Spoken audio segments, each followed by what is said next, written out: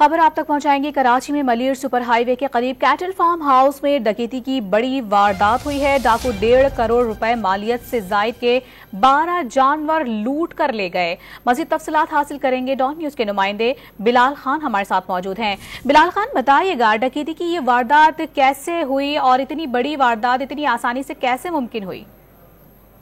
जी बिल्कुल, देखिए Malir super highway toll plaza के करीब कैटल फार्म हाउस में एक बड़ी डकैती की वारदात सामने आई है। मुसल्लम मुल्जिमान 1.5 करोड़ रुपए मालियत से जायद के जानवर लेकर फरार हो गए।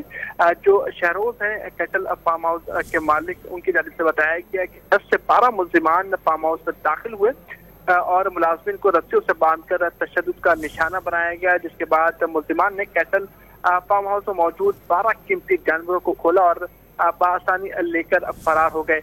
मलिर कैंट थाने में मुकदमा दर्ज करवाया जा रहा है, जबकि शहरी शहरों की जानिब से बताया गया कि तमाम जानवर ईद पर कुर्बानी के लिए तैयार किए गए थे। पुलिस हुकाम से हमारी बात हुई।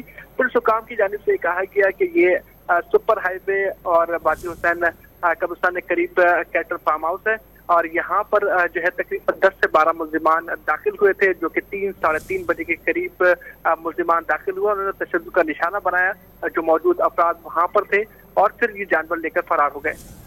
तशद्दुद के बाद असलहे के जोर पर डाकू 1.5 करोड़ रुपए से जायद मालियत के 12 जानवर लूट कर फरार हो गए। तफसीलात बता रहे थे बिलाल खान, बहुत शुक्रिया आपका।